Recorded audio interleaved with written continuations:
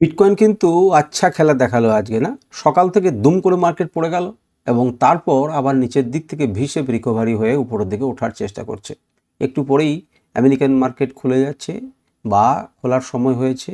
দেখা যাক যে আমেরিকার ট্রেডাররা কি একে এই যে বিটকয়েনটাকে রয়েছে এখন ৬৬,০০০ ৬৬,০০০ যেখানেই রয়েছে, এখান থেকে কি মার্কেটকে আবার ৬৮,০০০ ৬৯,০০০ নিয়ে যেতে পারে? তো সেটা যেতে পারবে কি পারবে না সেই সমস্ত কিছু নিয়ে আলোচনা করব। আমি আজকে সকালে ভিডিও রেকর্ডিং করেও আপনাদেরকে দিতে পারিনি। তো দেখা যাক সন্ধ্যেবেলাতে এই বিটকয়েনের অ্যানালিসিস কেমন লাগে এবং কোন জায়গাতে দাঁড়িয়ে রয়েছে। এখানে একটা গুরুত্বপূর্ণ জিনিসকে কিছু আজকে আমরা শেখার চেষ্টা করব, যে এই যে দুম করে একটা মার্কেট পড়ে গেল, এটাকে কি আমরা ধরতে পারতাম? বা উপরের দিকে যখন আবার মুভ এলো, এটাকে কি আমরা ধরতে পারতাম? আমরা সেই বিষয় নিয়ে আলোচনা করব এবং আজকের ভিডিওর সেটআপ কী হতে চলেছে, যারা ট্রেড করবেন তারা কেমনভাবে ট্রেড করবেন, সেই সমস্ত কিছু নিয়ে এই মাল্টিপল টাইম ফ্রেমের অ্যানালিসিস আপনাদের অবশ্যই সাহায্য করবে বলে আমি মনে করি। তো চলুন ভিডিওটা শুরু করি এবং বোঝার চেষ্টা করি। দেখুন, নেকেড চোখে এটা হচ্ছে ডেলি টাইম ফ্রেমের চার্ট। আপনারা যদি মন দিয়ে দেখেন তাতে আমি কিছু টেনে রেখেছিলাম। আমরা দেখব যে সেগুলোকে সত্যিভাবে কাজ করছে কি করছে না। কিন্তু সেটা দেখার আগে আমরা কি দেখব না, আমরা দেখব যে এদিকে কিন্তু আমরা একটা ট্রেন্ড লাইনকে টেনে রাখতে পারি। যতক্ষণ পর্যন্ত না তার উপরে বন্ধ হবে, উপরে ক্লোজ দেবে, ততক্ষণ পর্যন্ত কিন্তু ফাইনালি উপরের দিকে আমরা ভাবনা চিন্তা করতে পারি না। এবং নিচের দিকে তাকিয়ে দেখুন একটা নির্দিষ্ট এরিয়াকে কে যেন বেঁধে রেখেছে, এখান থেকে সে সাপোর্ট নিচ্ছে। এবারে আমাদের চার্টটাকে দেখুন, আমাদের যে প্রাইস অ্যাকশনের অ্যানালিসিস আমরা করে রেখেছিলাম সেটাকে দেখুন। আমি জাস্ট অন করলাম। আপনারা দেখবেন যারা পুরনো দেখেছেন তারা পরিষ্কারভাবে এটা বুঝতে পারবেন। এই ট্রেন্ড লাইনটা আপনাকে রেজিস্ট্যান্স হিসেবে কাজ করছে, খুব ক্লিয়ার। কালকেও আমরা আলোচনা করছিলাম এবং এই অঞ্চলে যখন নিচের দিকে এসেছিল তখনই আমি আলোচনা করছিলাম সকাল থেকে, কিন্তু আমি সেটা পোস্ট করতে পারিনি। যেখানে সাপোর্ট নিচ্ছে কিনা সেটা কিন্তু আমাদেরকে দেখতে হবে। একটা বাউন্স ব্যাক কিন্তু আসবেই। সহজেই যখন প্রচুর মার্কেট পড়ে যায় দুম করে, তখন স্বাভাবিকভাবে কিন্তু একটা পুল ব্যাক আসে এবং সেই পুল ব্যাকটা কিন্তু এখানেও দেখা যাবে, কারণ ছোটো টাইম ফ্রেমে সেটা বুঝতে পারছিলাম। আমি আপনাদেরকে ইন্ডিকেটর নিয়ে দেখানোর চেষ্টা করেছিলাম। এই অংশকে আমাদের মনে আছে হয়তো সিগন্যাল ইন্ডিকেটর, যেটা বলেছিল 792 এর উপরে না গেলে পরে লং হবে না। তো লং সিগন্যাল সেদিন থেকে জেনারেট হয়ে আছে এবং মজার ব্যাপার হচ্ছে দেখুন, যে লং সিগন্যাল জেনারেট হওয়ার পরও একবারও কিন্তু এর উপরে ক্লোজিং হয়নি। এই লং যার উপর আমাকে যেতে হবে তার উপরে কিন্তু কোনোভাবেই ক্লোজিং হয়নি বা যাবার চেষ্টাও করেনি। সুতরাং লং আমাদের হয় না বড় পজিশনটা দিয়েছে, কিন্তু বড় প্লেয়ার কিন্তু এখানে এন্ট্রি করেছেন এবং তিনি যে জায়গাতে আসছে, যে দেখুন S4 এবং 5, S2 এবং 3, এগুলো কি সাপোর্ট 2, সাপোর্ট 3, সাপোর্ট 4, সাপোর্ট 5, এই দুটো মিলিয়ে যে জোন তৈরি করেছে সেই জোনেই কিন্তু এক্স্যাক্টলি এখনও পর্যন্ত লং সিগন্যালের কোনো পরিবর্তন ঘটেনি। এখানে কিন্তু সাপোর্ট নিয়েছে দেখুন, ডট টু ডট। আর সাপোর্টে আপনার কেনা অবশ্যই উচিত এবং সাপোর্টে কিনলে পরে আজকে কিন্তু আপনি অনেক উঁচু জায়গাতে যেতেন এবং উঁচু জায়গাতে দাঁড়িয়ে থাকতেন। ক্লাউড কালো হয়েছে, ক্লাউড কিন্তু আস্তে আস্তে আস্তে ঘোরার চেষ্টা করছে। এখন দেখা যাক যদি মার্কেটের উপরে ক্লোজ করতে পারে এবং ৬৭,৮৪০-এর উপরে ক্লোজিং দেয়, তখন ধীরে ধীরে কিন্তু মার্কেট আবার উপরের দিকে যাওয়ার চেষ্টা করবে। সুতরাং প্রাইস অ্যাকশন দিয়ে এবং ইন্ডিকেটার দিয়ে দুটো দিয়ে কিন্তু আপনি লেভেলটা দেখতে পেলেন। এবারে চলে আসুন 4 ঘন্টা টাইম ফ্রেমে। 4 ঘন্টা টাইম ফ্রেমে দেখুন দুর্দান্ত মুভমেন্ট উপর থেকে নিচে এবং নিচে থেকে আবার রিকভারি করার চেষ্টা। কিন্তু এই চেষ্টাতে যেন একটু বাদ সেধেছে। যে উচ্চতা পর্যন্ত নিয়ে যেতে পেরেছিল, এবারে কিন্তু সেই ক্যান্ডেলটা সেই উচ্চতা পর্যন্ত নিয়ে যেতে পারেনি। সুতরাং আপনি মার্ক করে নিন এই দুটি অংশ। এর উপরে গেলে উপর দিকে যাবেন, এর নিচে দিকে গেলে নিচের দিকে যাবেন। এখন অনেকেই বলবে যে স্যার এখানটায় লিখে দিন কত। লিখে দেওয়ার প্রয়োজন নেই, আপনারা চার্টে চলে যাবেন, 4 ঘন্টার টাইম ফ্রেম খুলবেন, উপর এবং নিচে করবেন, তাহলে পরে আমরা দ্রুত অনেক জিনিসকে বিচার করতে পারি। দেখুন, আমি যদি একটুখানি ছোট করি তাহলে পরে আমরা কি দেখব না, আমরা দেখব যে মার্কেটে এই অংশ যেখান থেকে মার্কেটটা ঘুরেছিল, একটা ডাউন ট্রেন্ডের পরে মার্কেট এখান থেকে বেস তৈরি করে ঘুরেছিল, সেই লেভেলটা কিন্তু বড় ক্যান্ডেলে কি করেছে, ব্রেক করেছে।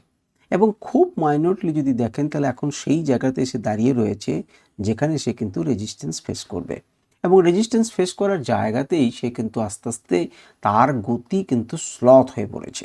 এখন এটাই দেখার যে আমেরিকান ট্রেডাররা এখান থেকে মার্কেটকে তুলে নিয়ে উপরে যায় কেন, যেতে পারে কি পারে না। কিন্তু মনে রাখবেন, যেখানেই ভিসেপ রিকভারি হচ্ছে সেখানে কিন্তু বড় প্লেয়ার অবশ্যই আছে, অর্থাৎ ৬৪,৫০০ এই লেভেলে কিন্তু বিগ প্লেয়ার আছেন যারা মার্কেটকে কিনে উপরের দিকে নিয়ে যাওয়ার চেষ্টা করছেন, বা আরও একটু তুলে তাদের যে বিটকয়েন আছে সেটাকে হাতে ধরিয়ে তারা পালিয়ে আসবেন এবং আমরা বসে থাকবো।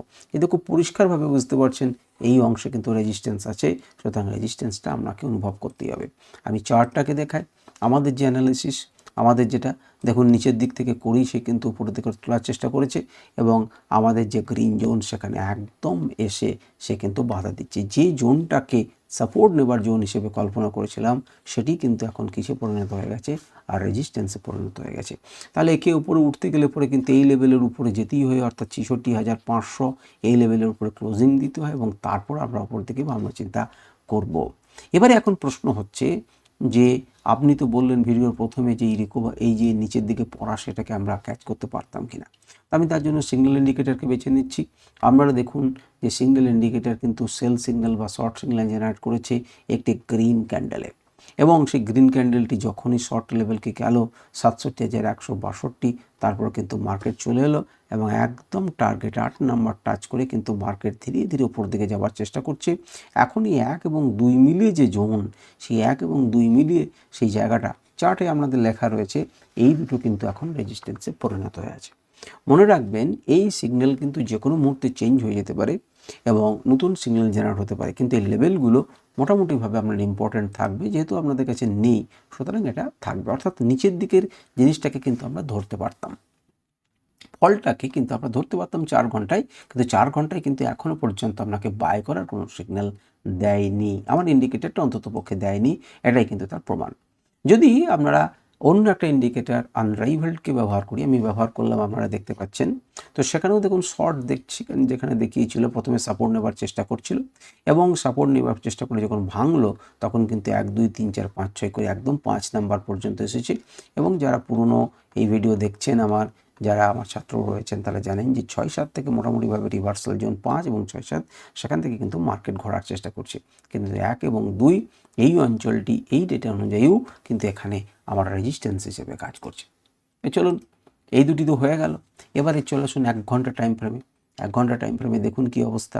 ধীরে ধীরে রাতে কিন্তু অনেক আগে কিন্তু সেল সিগন্যাল জেনারেট হয়েছিল, এমন নয় যে রাতে সেল সিগন্যাল জেনারেট হয়নি। সেল হওয়ার পর কিন্তু ধীরে ধীরে মার্কেট স্লিপ করেছে। যে সময় আমরা ঘুমোচ্ছিলাম 22 তারিখে সারা দিনই কিন্তু স্লিপ করেছে এবং একটার সময় এই যে ট্রেন্ড লাইন, এই ট্রেন্ড লাইনকে যেই ভেঙেছে মার্কেট কিন্তু দ্রুত পড়েছে। এখন প্রশ্ন হচ্ছে এটাকে কি ক্যাচ করতে পারতাম বা বর্তমানে আমি কি করব? তা আমি তার জন্য আমাদের লেভেলগুলো দেখুন, এই লেভেলে আমি টেনে রেখেছিলাম এবং কালকের যারা ভিডিও দেখেছেন, খুব কমজন দেখেছেন, কিন্তু যদি দেখেছেন তাহলে জানবেন যে লাইভ মার্কেটে আমি এটাকে টেনেছিলাম এবং বলেছিলাম যে এই লেভেলটি একটা আপ ট্রেন্ডের মধ্যে চলছে, এটাকে যদি ভাঙে তাহলে নিচে দিকে যেতে পারে। দেখুন সুন্দরভাবে ভাঙলো এবং তারপর কিন্তু একটা বড় ফল দিল। সুতরাং প্রাইস অ্যাকশনের সাপেক্ষেও এইটি অর্থাৎ 67,500 থেকে 67,600 পর্যন্ত এই লেভেলটি কিন্তু এখন রেজিস্ট্যান্সে পরিণত হয়ে আছে। ভালোর কথা হচ্ছে ধীরে ধীরে তোলার চেষ্টা করছে এবং একটা বেস তৈরি করছে। যারা ছোট টাইম ফ্রেমে যাবেন তারা এই লেভেলটিকে নজর রাখুন, এই লেভেলের উপরে ভাঙলে পরে আপনি উপর দিকে যাওয়ার চেষ্টা করবেন এবং এই লেভেলটা যদি ভেঙে যায় তাহলে আপনি নিচের দিকে যাওয়ার চেষ্টা করতে পারেন।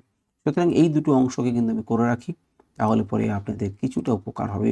এই দুটো লেভেলকে আমি ড্র করে নিলাম, আপনারা মনে রাখবেন কথাটাকে। আচ্ছা, আমি এখানে এই লেভেলটাকে ভাবছি, একটুখানি এই দুটো লেভেলকে ভাঙুক, তারপর কিন্তু সে উপরের দিকে যাবে বা নিচের দিকে আসবে। ঠিক আছে, তো চলুন এখানে আমি একবার আমার সিঙ্গেল ইন্ডিকেটরকে লাগিয়ে দেখাই যে সেটি আপনাকে সেল সিগন্যাল দিয়েছিল কি দেয়নি। দেখুন 22 তারিখের গোড়াতেই কিন্তু সে সেল সিগন্যাল জেনারেট করেছে এবং তারপর কিন্তু মার্কেট ঘুরছে। গোড়া মানে হচ্ছে 22 তারিখ যখন শুরু হয়েছে তারপর।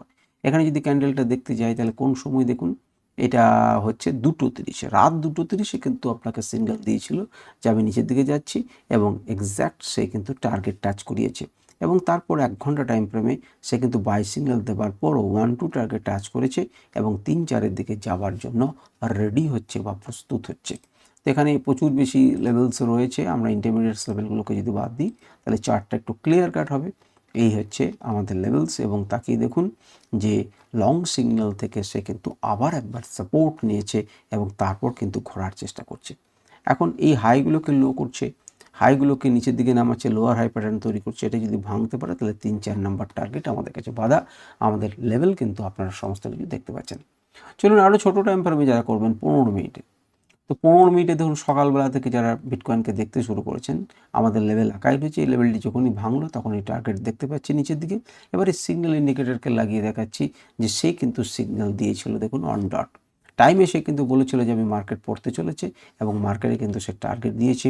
আবার একবার ঘোড়ার সিগন্যাল দিয়েছে দেখুন রেডে, ভালো করে তাকিয়ে দেখুন রেড ক্যান্ডেল কিন্তু সিঙ্গেল দিচ্ছে যে বড় প্লেয়ার এন্ট্রি করেছেন, আপনারা বসে থাকুন, আপনারা টার্গেট পাবেন।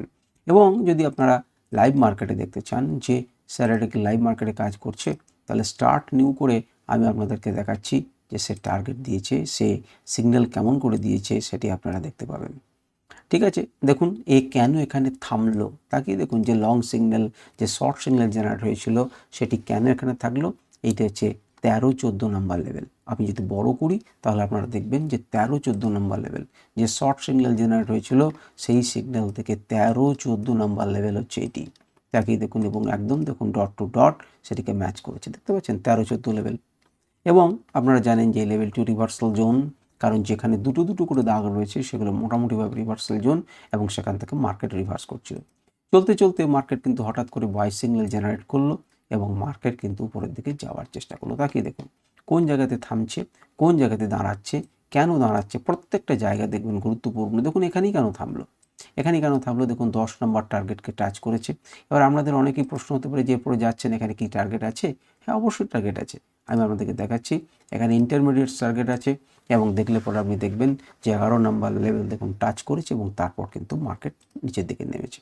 সুতরাং আপনারা চাইলে পরেই এই টার্গেট দেখতে পারেন। আমি আপনাদেরকে ভিডিওটাকে লেন্দি করছি না, আমি টেনে নিয়ে এলাম এবং এই মুহূর্তের আমাদের টার্গেট কি, এই মুহূর্তের আমাদের লেভেল কি, মানে বাই না সেল। দেখুন মারপিট চলছে, একবার শর্ট একবার বাই, আবার শর্ট করেছে, আবার মার্কেট উপরের দিকে তুলছে। অর্থাৎ এই অংশটা এই 66,400-500, আমি তো বলছি না 66,400-500 উপরে না গেলে, সুতরাং এখানে বড় এবং ছোট প্লেয়াররা কিন্তু মারপিট করছেন, সেটা খুব পরিষ্কার। 66,400-500 আপনি যদি একটু তাকিয়ে দেখেন, এখানে তাকিয়ে দেখুন, এখানে আপনার কি মনে হচ্ছে 66,500 আমি দেখাচ্ছিলাম এই অংশটা ক্রুশিয়াল জায়গায় ধাক্কা খাচ্ছে। সুতরাং যে কোনো জায়গাতেই যান আপনি কিন্তু এটা দেখতে পাবেন। বিটিসির দেখছেন ডমিনেন্স কমে যাচ্ছিল, যেটা সকালবেলা থেকে আমরা দেখতে পাচ্ছিলাম, যার ফলে মার্কেটে এসছে। এখন ডমিনেন্স বাড়ে কিনা সেটাই দেখার। নিচের দিক থেকে কিন্তু ডলার কী হচ্ছে, ডলার কিন্তু একটু স্ট্রং হয়েছে, এটা কিন্তু বিটকয়েনের জন্য যে খুব ভালো লক্ষণ তা নয়। এখন দেখা যাক নতুন সবসময় তো পরিবর্তনশীল মার্কেট, নতুন করে কি হচ্ছে যাচ্ছে, এ প্রত্যেকটা বিষয়ের উপর আমরা নজর রাখবো। আশা করি আপনারা যদি এইভাবে সেট আপ তৈরি করেন এবং এইভাবে অ্যানালিসিস করেন, তাহলে আপনারা বিটকয়েনের জগতে বা ক্রিপ্টোকারেন্সির জগতে আপনারা সফল হবেন। আপনাদের যদি পছন্দের কোনো ক্রিপ্টোকারেন্সি থাকে এবং সেখানে যদি আপনারা বলেন যে স্যার অ্যানালিসিস চাই, তাহলে অ্যানালিসিস দেওয়ার চেষ্টা করব।